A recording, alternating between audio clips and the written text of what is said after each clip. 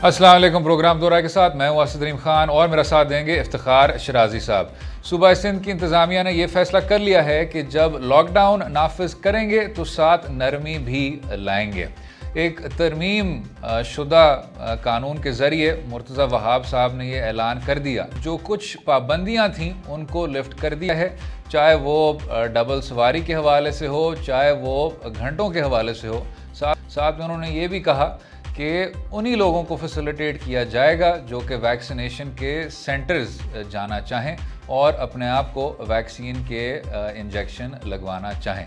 साथ में ये भी बता दिया कि लॉकडाउन हुआ तो नाफिज 9 दिन के लिए है, लेकिन क्योंकि इतनी ज़्यादा इनकन्वीनियंसेस हो रही थी कराची के शहरियों को और सूबा सिंध के शहरियों को, तो उस वजह से इस कानून में तरमीम लाई गई है। इस सब पर बात करने के लिए हमारे साथ हैं, कराची से कवर कर रहे हैं इमरान आहद खान साहब। बहुत शुक्रिया इमरान साहब। ये बताइएगा कि कराची में अभी सिचुएशन क्या है और जो आज कुछ लॉकडाउन को सॉफ्टन करने में कौन से इकदाम लिए गए? देखिए, बिल्कुल अगर कराची की सूरत हाल की बात की जाए तो यकीनन यहाँ पर जो एक वबा है उसके हवाले से तो लोग बहुत ज़्यादा परेशान हैं। अगर हॉस्पिटल्स की बात भी की जाए तो हम दीगर हॉस्पिटल में, जैसे गवर्नमेंट हॉस्पिटल है, अब्बासी हॉस्पिटल है, सिविल है, जिना है, कि वहाँ की भी जो सूरत हाल है वो अच्छी नहीं नज़र आ रही। पेशेंट्स की बहुत बड़ी एक तादाद वहाँ पर नज़र आ रही है। अगर वैसे हम बात करें कारोबारी हवाले से या दुकानों के हवाले से, जो तमाम के तमाम सिंध गवर्नमेंट यानी साइंस सरकार की जानिब से जो बंद करने के अहकाम है, लॉकडाउन करने के अहकाम है, उसके बाद कराची के तमाम ताजिर की आज देखने में आया कि तमाम जो कारोबार था वो बंद था। क्योंकि हमेशा हमें ये देखने में आया कि कहीं पुलिस की जानिब से भी ये इंतज़ामिया की जानिब से कोशिश की जाती थी कि दुकानें खुली हुई हों उसको बंद करवाई जाए, मगर शायद आज ऐसा नज़र नहीं आया। लोगों ने खुद ब खुद या कारोबारी जो हजरात हैं उन्होंने अपनी दुकानें सुबह से ही बंद रखी। मगर अगर यहाँ की तमाम सूरत हाल की बात करें तो हमें लोग जो है वो जो डिस्टेंस होता है जो उनको एहतियात करनी चाहिए, या तो हम ये कह सकते हैं कि जो SOPs पे अमल करना चाहिए, शायद वो करते हुए शहर कराची के लोग नज़र नहीं आ रहे। अब भी बहुत बड़ी तादाद में हम देख सकते हैं कि इर्द गिर्द जो लोग हैं वे बगैर मास्क के नज़र आ रहे हैं। अगर एहतियात ना की जाए तो शायद ये जो वबा है ये मजीद बढ़ सकती है। अगर हम वैक्सीनेशन सेंटर्स की बात करें, एक्सपो सेंटर एक बहुत बड़ा हमारा एक वो इदारा खोला गया कि जहाँ पर मुख्तलिफ शहर से, क्योंकि कराची शहर एक बहुत बड़ी तादाद में यहाँ लोग रहते हैं, मुख्तलिफ जो एरिया है वहाँ से लोग आ रहे हैं, वहाँ पे वैक्सीनेशन करवा रहे हैं। सबसे बड़ा मराकज़ अगर मरकज़ कहेंगे तो वो है।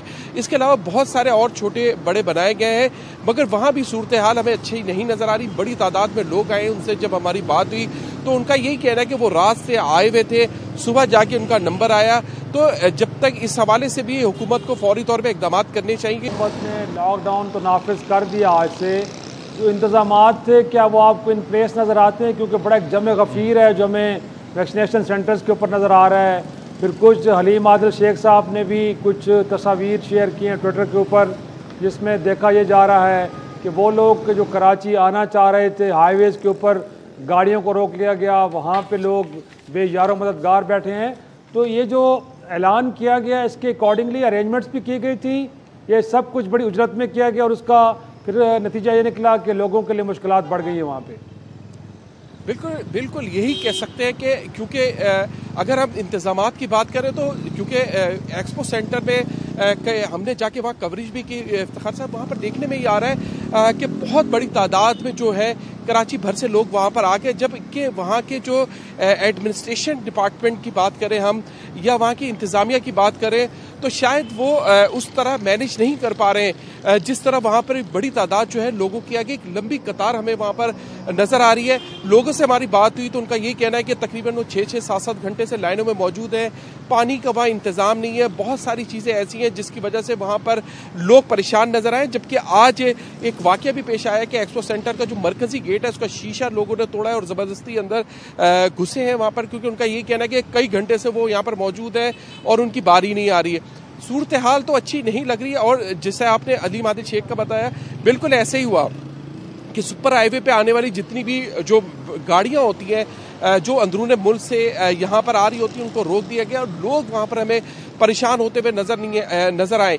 खास तौर पे हुकूमत की जानिब से कोई भी इकदाम होते हैं सिंध हुकूमत की जानिब से, तो उसके इंतजामात बहुत सारी चीज़ें ऐसी हैं कि जो पहले से करनी चाहिए। छोटे मोटे जो हॉस्पिटल्स हैं कराची के मुख्तलिफ इलाकों में, अगर हम बात करें सिर्फ, तो बड़ी तादाद में हॉस्पिटल्स हमें यहाँ नजर आते हैं, प्राइवेट हॉस्पिटल हैं और ये क्लिनिक्स बनी हुई बहुत सारी जहाँ पर अच्छे अच्छे डॉक्टर्स बैठते हैं। अगर तमाम जगह ये वैक्सीनेशन का अमल शुरू कर दिया जाता और उसके बाद ये लॉकडाउन का ये जो सिलसिला शुरू किया जाता, तो ये देखने में आता है कि लोग बड़ी तादाद में जाके अपनी उस जगह पे वैक्सीनेशन करवा सकते थे, आराम से जा सकते थे। मगर अब इमरान साहब ये भी बताइएगा कि क्या सिंध हुकूमत का जो पैगाम था कि एहतियाती तदाबीर पर अमल दरामद नहीं किया जा रहा, कि डेल्टा वेरिएंट ज़्यादा से ज़्यादा वसी हो रहा है और उस वजह से हम इस तरह का लॉकडाउन नाफिज कर रहे हैं, वो पैगाम क्या गली मोहल्ले तक पहुंच पाया है या इस लॉकडाउन को गुस्से से तस्वर किया जा रहा है, गम से तस्वर किया जा रहा है?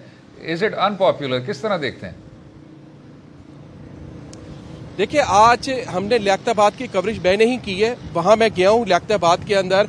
वहां पर जो ईद उल अजहा है उसकी आलाइशें वहां पर मौजूद थी, तो हम जब इलाके में गए उसकी कवरेज करने के लिए, तो लोगों से ये भी पूछा कि यहाँ पर जो लोग हैं वो एहतियात नहीं कर रहे। तो देखिए, लोग भी सवाल करते हैं कि ईद उल अजहा गुजरे हुए कई रोज हो गए, आज तक आलाइशें जो है वो सिंध सरकार या जो बल्दियाती इंतजामात है वो सिंध सरकार के पास है।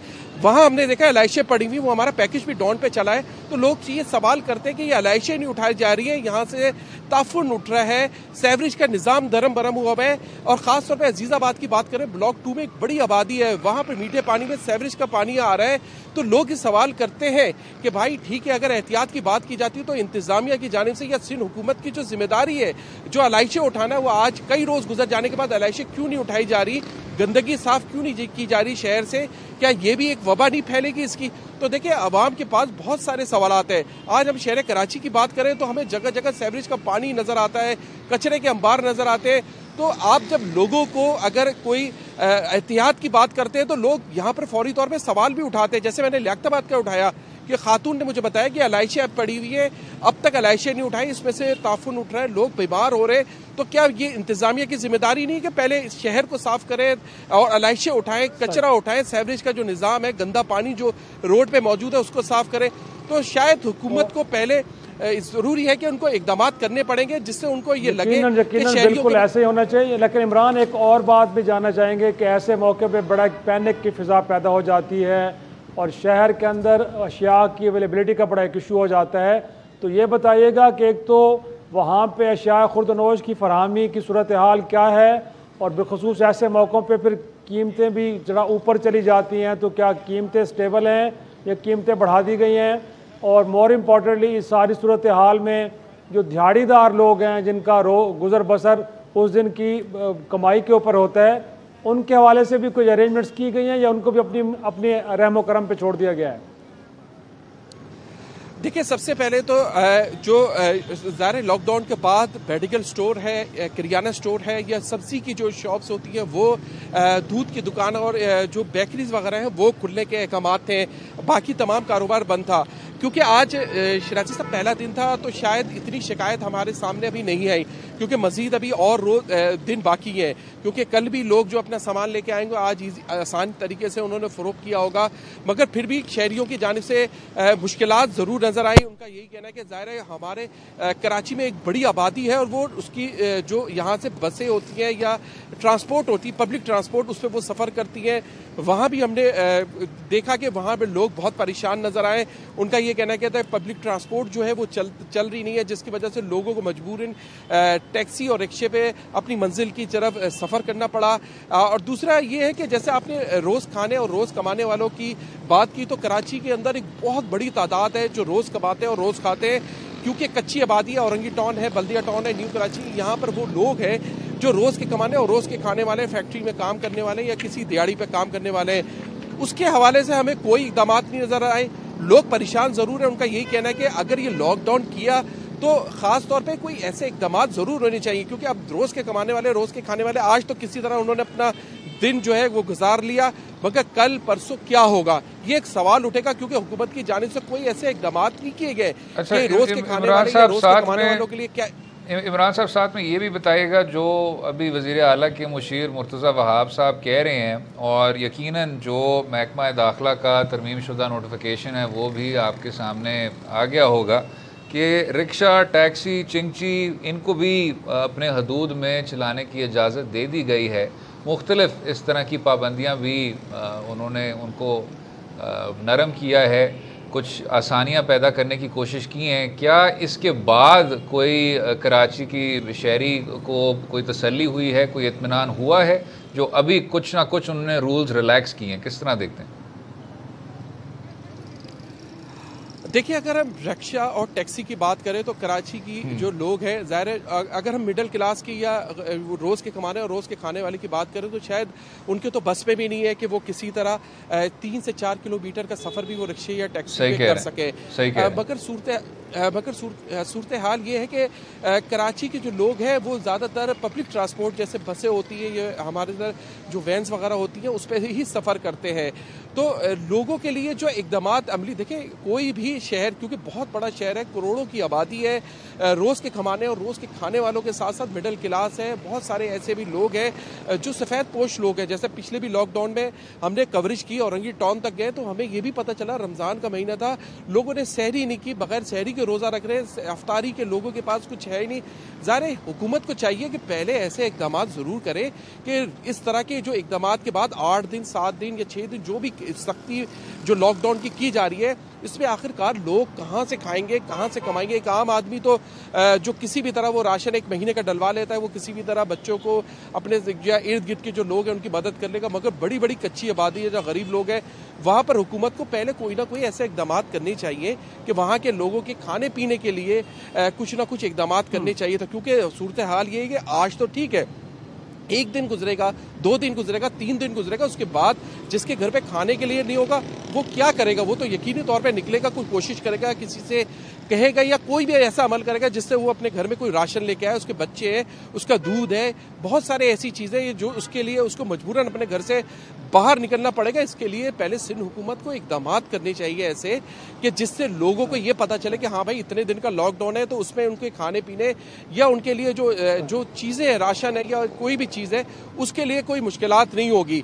अब लोगों के रिक्शा टैक्सी में तो एक के मिडिल क्लास ही सफ़र कर सकता है, गरीब आदमी कहाँ से सफ़र करेगा जिसके घर में रोज़ के कमाता है और रोज़ अपने घर में वो कुछ न कुछ खाने के लिए ले जाता है। इमरान आहद साहब, बहुत शुक्रिया इमरान आहद साहब शो में शामिल होने का, आने का, कि कराची शहर में क्या कुछ किया जा रहा है हुकूमत सिंध की जानिब से, और जो कराची का शहरी है कितने ज़्यादा मुश्किलात का सामना कर रहा है इस लॉकडाउन के बाद, और जो एहतियाती तदाबीर पर भी डिस्कशन जारी है। वक्फा लेंगे, वक्फे के बाद गुफ्तगू जारी रहेगी। स्टे विद अस।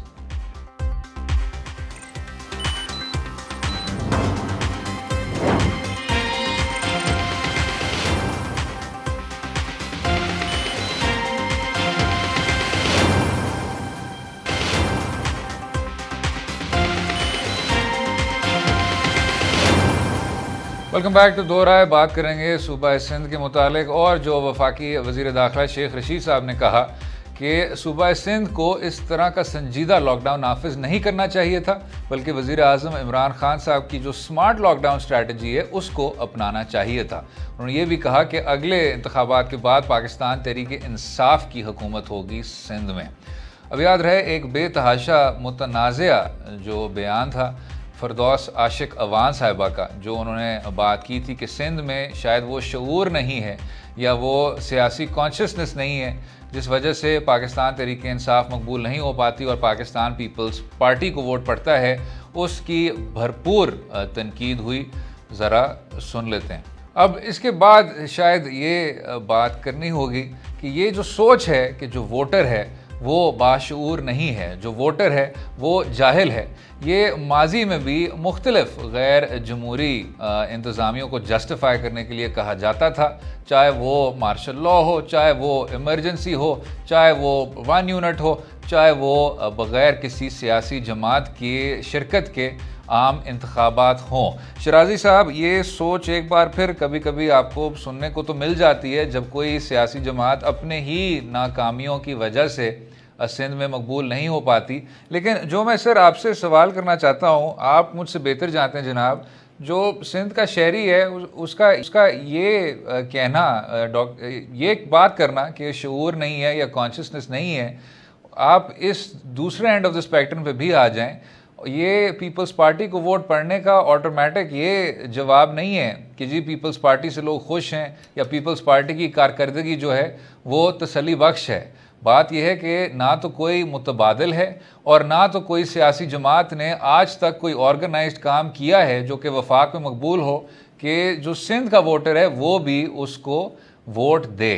तो जनाब, जब आप में अपनी इतनी बुनियादी कोताहियाँ हैं, जब आप सिंध की तरफ हाथ नहीं बढ़ाते, तो क्या फिर आपको उसके वोटर को कसूरवार ठहराना चाहिए? किस तरह देखते हैं? एक उन्होंने अजीब ये एक मंतक पेश की है और ये कहना कि वहाँ का जो वोटर है वो उस पर शऊर नहीं है सियासी। मैं तो हैरान होता हूँ कि जिन लोगों में शऊर नहीं है, बहरहाल वो किसी एक जमात के साथ कमिटमेंट शो कर रहे हैं, और बाकी जो मुल्क है उसके अंदर अगर वो बाशऊर वोटर्स हैं तो उनके अंदर इतनी अहलियत नहीं है कि वो एक किसी दुरुस्त क़यादत का इंतखाब करें। कभी वो किसी को मुंतखब करते हैं तो कभी किसी को मुंतखब करते हैं। तो कम अज़ कम हमें सिंध के लोगों को इतना अप्रिशिएट तो करना चाहिए कि उनके डिसीजन के अंदर एक बड़ी कंसिस्टेंसी है, कंसिस्टेंसी है। तो एक तो ये। दूसरा, मेरे ख्याल में पाकिस्तान के अगर आप ओवरऑल इसके ऊपर नज़र दौड़ाएं तो कभी भी ऐसा नहीं हुआ कि यहाँ पे नज़रियाती बुनियादों पे या इंतखाबी मंशूर पे कहीं हम कह सकते हैं कि किसी ज़माने में जुल्फ़िकार अली भुट्टो साहब ने रोटी कपड़ा और मकान का एक स्लोगन दिया था, बड़ा कैची था, तो शायद उसने काम किया हो। उसके अलावा तो मैं समझता हूँ कि इस मुल्क के अंदर हमेशा बरादरियों की बुनियाद पे, मज़हब की बुनियाद पे, कहीं ना कहीं कुछ पैसा चल जाता है उसकी बुनियाद पे, कहीं वडेरिज़म और चौधरीज़म की बुनियाद पे, खौफ के नीचे लोग इसी बुनियाद पे वोट देते हैं, और कभी भी सियासी बुनियादों पे या किसी पार्टी के मंशूर या उसके तरक्याती प्रोग्राम से मुतासिर होकर लोग वोट नहीं करते। तो मेरे ख्याल में अगर ये सूरत हाल है तो इसमें सिंध के लोगों को मुर्द इल्ज़ाम ठहराया जाए कि उनमें सियासी शऊर नहीं है। और भाई अगर उनमें सियासी शऊर नहीं है तो मुल्क के दीगर हिस्सों में भी सूरत हाल ऐसी है, और अगर उनमें सियासी शऊर पैदा नहीं हुआ तो मैं समझता हूँ कि ये भी सियासी जमातों का और उनके कायदीन का कह रहे हैं। बुनियादी तौर पे ये सियासी जमातें ही हैं कि जो लोगों के अंदर सियासी शऊर पैदा भी करती हैं और उनको इस काबिल करती हैं कि इलेक्शन के दिनों में वो किसी और बुनियाद पर नहीं बल्कि खालिसतन सियासी बुनियादों पे, और उसमें भी जो पार्टी पाकिस्तान इस मुल्क के लिए सबसे बेहतरीन मंशूर लेके आई है उससे मुंतखब करें। तो अगर आज उनके अंदर ये कमी है तो उस कमी को भी डेलिबरेटली रखा गया है, और इसमें भी हमारे सियासी जमातों का। लेकिन मैं इस बात को थोड़ा सा क्वालिफाई कर दूं जनाब, आप सही कहते हैं, इसमें बरादरी का किरदार है, पैसे का किरदार है, और कभी कभी तो आप इश्तियाल दिलाते हैं, नफ़रतों पर सियासत करते हैं, ये कुछ मनफी नुकात हैं। लेकिन अगर आप ओवरऑल रुझान देखेंगे शराजी साहब, तो ज़्यादा से ज़्यादा वोटर मंशूर को देखते हुए वोट देता है। चाहे मुस्लिम लीग नवाज़ का 2013 में कहना हो कि हम लोड शेडिंग ख़त्म करेंगे, मुल्क को रोशन करेंगे, चाहे पाकिस्तान तहरीक इंसाफ का एक नया पाकिस्तान का नारा हो, चाहे 2008 में अवाम ने पाकिस्तान पीपल्स पार्टी को वोट दिया था जब बेनज़ीर भुट्टो साहिबा की शहादत हुई थी। ये आपको नज़र आ रहा है कि एक हवा भी चलती है, वो मंशूर से भी जुड़ी हुई होती है, और जो सियासी जमात की बसीरत होती है उसका एक वाज़े एलिमेंट होता है। इसका ये मतलब नहीं कि ये बाकी एलिमेंट्स सामने नहीं आते बरादरी के और पैसे के, लेकिन वो अब कम से कम होते जा रहे हैं जिस तरह आपका डेमोक्रेटिक प्रोसेस को आप वसी होने देते हैं और बढ़ने देते हैं, एवॉल्व करने देते हैं। जो दूसरा पॉइंट है सर जो आपके मैं नज़र करना चाह रहा था वो है साबिक वज़ीर आला अरबाब गुलाम रहीम साहब की वापसी। आप जानते हैं जनाब, वो पाकिस्तान तहरीक इंसाफ पर अक्सर इल्ज़ामात लगाए जाते हैं कि ये मुस्लिम लीग काफ की एक रीमिक्स एल्बम है, लेकिन अब अरबाब गुलाम रहीम साहब जो कि मुशर्रफ दौर में वज़ीर आला थे, जब पीटीआई को कहा जाता है कि आप नए फेसेस लाएं और वो बार बार पीपल्स पार्टी और पीएमएलक्यू के इंतज़ामियों की तरफ जाते हैं और वहाँ से लोगों को चुनते हैं, तो क्या किया जाए शराजी साहब? अगर वो अशख़ास जो पहले नाकाम हुए हैं उनसे आप ये तवक्को रखेंगे कि वो अब जाके कामयाब होंगे, गलत नहीं है? बिल्कुल बिल्कुल, लेकिन इससे पहले जो आपने नुक्ता को उठाया, मेरे ख्याल में जो पार्टीज़ के तरक्याती प्रोग्राम से इन्फ्लुएंस होना या किसी स्लोगन से मुतासर होना, शायद शहरी इलाकों में तो ये तब्दीली आ गई है, लेकिन देहात के अंदर मैं नहीं समझता कि अभी तक वो तब्दीली आई है। बिलखसूस अगर हम साउथ पंजाब की बात करें, साउथ पंजाब के इलेक्टेबल्स जो 2018 से पहले नवाज शरीफ साहब के साथ थे काबीना में और इस वक्त PTI का हिस्सा हैं, तो मेरे ख्याल में अगर लोगों ने इस बुनियाद पर फैसला करना था तो ये लोग नाकाम होते, इनको वोट ना डाले जाते, लेकिन मेरा नहीं ख्याल कि इस बुनियाद पर वोट डाले जाते हैं। अब आ जाते हैं यकीनी तौर पे ये एक बड़ा सीरियस इशू है, वो जमात जो एक तब्दीली की बात करती है, नए फेसेस की बात करती है, वो जो जमात जो ये कहती है कि उनके रैंक्स के अंदर वो लोग शामिल हैं जिनके ऊपर कोई करप्शन के चार्जेस नहीं हैं, वो बड़े ठीक लोग हैं, तो मैं समझता हूँ कि वो तो अब काफ़ी हद तक तासुर ज़ायल हो चुका है। आपने देखा है कि तहरीक इंसाफ के अंदर में वो लोग नज़र आते हैं कि जो माजी में किसी और जमात के साथ खड़े थे, आज वो PTI का हिस्सा हैं। और सिंध के अंदर अगर आपको अगर हौसला मिला GB के इलेक्शन से और AJK के इलेक्शन में कामयाबी से, और आप समझते हैं कि वह आपको सिंध के अंदर भी जाके बिलखसूस इंटीरियर सिंध में, क्योंकि कराची से तो आपको पहले मैंडेट मिल चुका है, एक तरह से 16 नशिस्तें आपने MNAs की वहाँ से हासिल की हैं 2018 के इलेक्शन में, लेकिन मैं समझता हूँ कि उसके लिए अरबाब गुलाम रहीम साहब अगरचे बड़े पुराने सियासतदान हैं और वो कहते हैं कि उन्होंने ज़िला कौंसल चेयरमैन ज़िला कौंसल से सियासत का आगाज़ किया और यकीनी तौर पे उनकी फॉलोइंग शायद होगी सिंध के अंदर, लेकिन एक तो उन शख्सियत का इंतखाब करना मुझे नहीं लगता कि कोई ज़्यादा काबिल फ़हम है। दूसरा ये है कि आप सिंध के अंदर जो आपके इत्तेहादी हैं बिलखसूस GDA और फिर पीर पगारा साहब, जिनके मरहून मिन्नत इस वक्त मरकज़ के अंदर आपकी हुकूमत चल रही है, अगर वो लोग बाहर चले जाएं तो अगेन फिर आपके लिए प्रॉब्लम हो जाएगी। तो उन लोगों को कुछ ज़्यादा बेहतर मैसेज नहीं कर रहे। और रह गया मामला खुद तहरीक इंसाफ का, सदाखरी नुकता कि खुद शाह महमूद कुरैशी साहब वहाँ से भी इलेक्शन लड़े थे और उनकी बड़ी रिलीजियस फॉलोइंग वहाँ पे है, लेकिन वो वहाँ से नहीं जीत पाए। तो मैं समझता हूँ कि अगर शाह महमूद कुरैशी साहब वहाँ से इलेक्शन नहीं जीत पाए तो अरबाब गुलाम रहीम साहब वहाँ पे PTI के लिए मुझे को बड़ा चमत्कार करते नजर नहीं आ रहा। वक्फा लेंगे और शायद ये भी याद रखिए कि पाकिस्तान पीपल्स पार्टी की कारकर्दगी जितनी मर्जी कमज़ोर हो, थरपारकर में नज़र आती है, कराची में नज़र आती है, सिंध में लोकल गवर्नमेंट्स को बेताशा कमज़ोर करने में नज़र आती है, लेकिन जब PTI एक जानिब वोटर को कसूरवार ठहराता है और दूसरी जानिब अरबाब गुलाम रहीम साहब को मुशीर तकर्रुर करता है, तो इसमें भी तज़ाद बहुत ज़्यादा वाज़ेह है। वक्फा लेंगे, वक्फे के बाद गुफ्तगू जारी रहेगी। स्टे विद अस।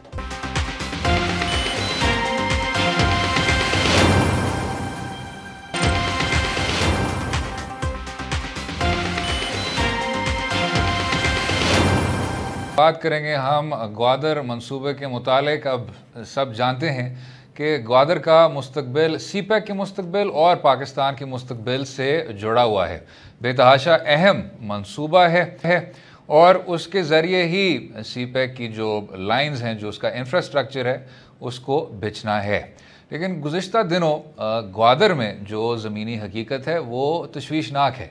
बिजली का बहरान, और उसी बहरान पर बात करते हुए ये भी याद रखना चाहिए कि ग्वादर का ईरान के साथ 100 मेगावाट का जो मुआहदा था उसको भी ईरान ने मुअत्तल करते हुए बिजली की सप्लाई भी ख़त्म कर दी है। उस हवाले से बात करेंगे हम सदर ग्वादर चेंबर ऑफ अमीर नवीद साहब से। बहुत बहुत शुक्रिया अमीर साहब शो में शामिल होने का, अपना कीमती वक्त हमें देने का। सबसे पहले ये बताइएगा सर, इंडस्ट्री बेतहाशा मुतासर हो रही होगी, इसका हल क्या है और ये बिजली का जो बहरान है उसका सिलसिला क्या आपको देखने को मिला? सर, ये इंडस्ट्रीज़ तो हमारी मुतासिर हुई हैं, मगर मैं आपको ये बताता चलूँ कि 2 दिन पहले हमारी प्राइम मिनिस्टर, फिर उन्होंने मिनिस्टर को बोला, फिर ईरान एम्बेसी, तो बिजली तो बहाल हो गई है कल से हमारी ये। मगर इसका जो है मुस्तकिल हल नहीं है। मुस्तकिल हल ये है कि हम नेशनल ग्रिड से कनेक्ट हों, और वो भी पिछले साल उसका टेंडर हो चुका है, मगर उस पर काम स्लो है, बल्कि काम शुरू ही नहीं हुआ। टेंडर होने के बाद पैसे एलोकेट बजट में हैं। उसके अलावा जो दूसरे ऑप्शंस हैं वो ये है कि ईरान से एक मुआहदा हम लोगों ने पहले किया था, जो ये शॉर्टेस्ट और आसान तरीन काम ये है कि कोई 60 किलोमीटर दूर ईरान ने अपनी पाइपलाइन ग्वादर से 60-70 किलोमीटर दूर बिछा ली है। अब हमने अपना काम करना है, जो हमने नहीं किया। 300 मेगावाट का प्लांट जो है चाइनीज़ लगाना चाहते हैं और सारी अप्रूवलें हो गई हैं, उसका काम अभी तक शुरू नहीं हुआ। इसी तरह 50 मेगावाट का एक दूसरी कंपनी सोलर पे वहाँ पे एक प्लांट लगाना चाहती है, जो यहाँ के इस्लामाबाद के जो एनर्जी डिपार्टमेंट है वो कहती है हमें बिजली की ज़रूरत नहीं है। भाई हम ग्वादर वालों को तो है बिजली की ज़रूरत। लेकिन मीर साहब भी बड़ी अजीब बात कर रहे हैं। हमने तो एक नेशनल यहाँ पे एक बयानिया सा बना लिया है कि CPEC, गवादर, गेम चेंजर, वहाँ से जो कुछ होगा उसके बाद नया पाकिस्तान वजूद में आएगा। बट आप फरमा रहे हैं कि वहाँ पे बहुत सारी चीज़ें हैं जो अभी तक रुकी हुई हैं। ये रुकावटें आ कहाँ पे रही हैं, कौन रखना डाल रहा है? अब तो अथॉरिटी के चेयरमैन भी एक जनरल साहब को लगा दिया गया है। हमें तो ये तासुर दिया जा रहा है कि वहाँ पे चीज़ों को बड़े बेस्ट वे में लुक आफ्टर किया जा रहा है। प्रॉब्लम्स कहाँ पे हैं? देखें, अथॉरिटी का चेयरमैन तो बहुत अच्छे आदमी को लगा दिया है, मगर उसको इख्तियार भी दें, उससे फाइनेंशियल। देखिए इस वक्त जो है इस मुल्क का मैं समझता हूँ सबसे बड़ा मसला ये है कि इसके मालिक बहुत हैं। एक जो है रब्त नहीं है, कोई एक तरीका नहीं है। कुछ चीज़ें मरकज़ के हाथ में, कुछ सूबे के हाथ में। अगर कोई एक डिपार्टमेंट काम करना चाहता है तो जब तक दूसरे डिपार्टमेंट से अप्रूवल नहीं होती तो काम रुक जाते हैं। तो ये जो ब्यूरोक्रेटिक हर्डल्स है, और 2 महकमों का मैं खासकर जिक्र करूँगा। एक प्लानिंग कमीशन, जब तक ये ठीक नहीं होगा या मुल्क ठीक नहीं होगा। एक ग्वादर डेवलपमेंट अथॉरिटी। देखें इस वक्त जो है प्राइम मिनिस्टर साहब ने, गवर्नमेंट ऑफ पाकिस्तान ने साउथ बलूचिस्तान पैकेज दिया और सूबाई हुकूमत ने, जाम कमाल ने भी काफ़ी तरक्याती काम उधर कराए हैं। मगर जो रिज़ल्ट आना चाहिए, उसमें जो तेज़ी आनी चाहिए, उसमें प्रॉब्लम्स है। मैं ये आप लोगों के तवस्सुस से मैं प्राइम मिनिस्टर साहब से ये रिक्वेस्ट करता हूँ, CM साहब से भी रिक्वेस्ट करता हूँ। मसलन पानी का मामला है। GDA 3 साल पहले एक पाइपलाइन पे काम कर रही है, गवादर से सवट डैम, और सवट का कनेक्ट हो चुका है, और सवट से शादीकौर 180 किलोमीटर है। इस पे 70-80% काम हो गया है। मगर जो 8 किलोमीटर जो एक मेन टैंक है इधर ग्वादर एयरपोर्ट के पास है, वो शहर पे उसका काम शुरू नहीं हुआ। यानी वो अगर पूरा पाइपलाइन कनेक्ट हो जाए, अगर ये 8 किलोमीटर रह जाता है जिस पे काम अभी तक शुरू नहीं हुआ, अभी भी कहते हैं 6 महीने लगेंगे, तो पानी फिर भी शहर को नहीं मिलेगा। तो ये जो है प्लानिंग सही नहीं है। इसी तरह ये दोनों डिपार्टमेंट जब तक इसकी नवीद साहब, मैं ये जानना चाहूँगा, यहाँ पे इनएफिशिएंसी का इशू है, कैपेबिलिटी का इशू है, या कोई नीयत के अंदर गड़बड़ है? और आपने तो प्लानिंग मिनिस्ट्री का भी नाम ले लिया। असद उमर साहब बैठे हैं, वो तो खान साहब कहते हैं मेरे ओपनिंग बैट्समैन हैं। अगर वो ठीक नहीं काम कर रहे तो फिर सर कौन ठीक काम कर रहा है? सर मैं ये समझता हूँ कि प्लानिंग कमीशन की कंप्लीट रीस्ट्रक्चर करने की ज़रूरत है। इसी तरह मैं ये समझता हूँ कि GDA को भी कंप्लीट रीस्ट्रक्चर करने की ज़रूरत है। इन ऑफिसर्स जो अभी यहाँ पे बैठे हुए हैं, और इन लोगों से एक नया शहर नहीं बन सकता। मैं आपको बताऊँ, हमारा प्राइवेट सेक्टर का तजर्बा है। मलिक, आप कराची जाके मलिक रियाज का बहरिया देख लें, कोई भी इल्ज़ाम उसके ऊपर हो, मगर आप जाएंगे तो मैं कराची DHA में मेरा घर है, बहरिया उससे बेहतर है।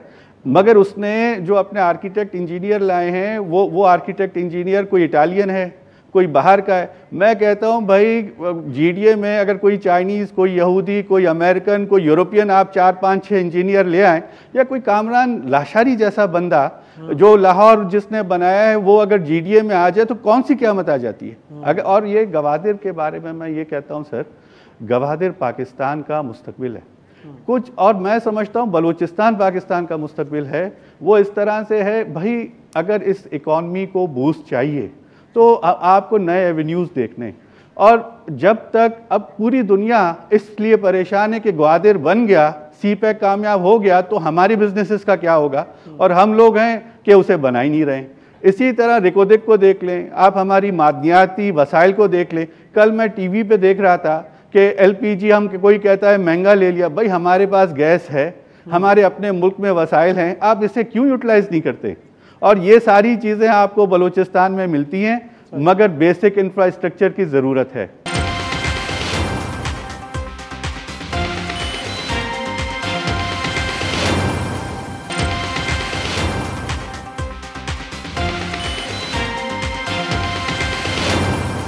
मीर साहब, आप तो कह रहे हैं, अब यहाँ तो प्राइम मिनिस्टर शायद उम्मीद लगाए बैठे हैं कि ये गवादर चलेगा, ये गवादर पोर्ट चलेगी तो यकीनी तौर पे उसका क्रेडिट उनको भी जाएगा। क्या जितने भी कंसर्न्स जिनका इजहार आपने यहाँ बैठ के किया है ये प्राइम मिनिस्टर तक भी पहुँच रहे हैं? क्योंकि पिछले अरसे में वो भी तो वहाँ पे हो आए हैं और वहाँ तो उन्होंने बड़ी बड़ी तकारीर भी की हैं और बड़ी एक रोज़ी पिक्चर पेश की है कि शायद बहुत कुछ यहाँ पे होने जा रहा है। तो इन कंसर्न्स को वहाँ तक पहुँचाया जहाँ से एड्रेस होने, क्योंकि आप कह रहे हैं कि सीपैक अथॉरिटी के चेयरमैन भी बेचारे लगता है कि बेबस हैं, उनके पास भी इख्तियारात नहीं है। सर मैं ये कहता हूँ कि गवादर के बारे में चाहे सीपैक अथॉरिटी हो या कोई भी पार्लियामेंट्री कमेटी हो, एक इम्प्लीमेंटेशन कमेटी भी होनी चाहिए प्राइम मिनिस्टर हाउस में कि जो भी वो फैसले करें उन पे फ़ौरन अमल दरामद हो। वो जो है अब सेक्शन अफसर से जब फाइल सेक्रेटरी तक जाएगी, फिर समरी बन के प्राइम मिनिस्टर, और इसको 3-3 महीने लगेंगे तो कोई भी काम नहीं होगा। और देखें मैं आपको बताऊं, टूरिज़्म की बहुत ज़्यादा डेवलपमेंट हम ग्वादर के बलूचिस्तान कोस्टल एरिया में कर सकते हैं, और कराची वालों के लिए तो सिवाय हमारे कोस्टल एरिया के कोई दूसरा ज़रा ही नहीं है कहीं घूमने का। और एक और सर मैं आपके लिए कहूँ, ये एक तो इंफ्रास्ट्रक्चर, और ग्वादर को कम से कम पंजाब से तो कनेक्ट होना चाहिए, सेंट्रल पंजाब से, जहां हमारी इंडस्ट्रियल बेस है। देखें कराची वाले अगर 60% हमारी इंडस्ट्री कराची में है तो उनके वहां तो 2 पोर्ट्स हैं। पंजाब को एक अल्टरनेट पोर्ट चाहिए, और मैं ये समझता हूँ सियालकोट है, फैसलाबाद है, लाहौर है, ये हमारे कस्टमर और कंज्यूमर हैं ग्वादर पोर्ट के। अभी तो ये भी बताइएगा शिराजी साहब, अगर मुख्तसर सा सवाल शामिल कर लूँ, बहैसियत प्रेसिडेंट चेंबर ऑफ कॉमर्स, आपने ये सब देखा होगा जो वफाकी हुकूमत कह चुकी है कि जी हम सोलर और विंड के जो मंसूबे हैं वो लगा रहे हैं ग्वादर में, तो इन तमाम मंसूबों का क्या ये एक ज़मीनी हकीकत में तब्दील हो रहे हैं? आपको ये सब कुछ नज़र आ रहा है? जो रफ्तार है क्या उससे आप मुतमईन हैं?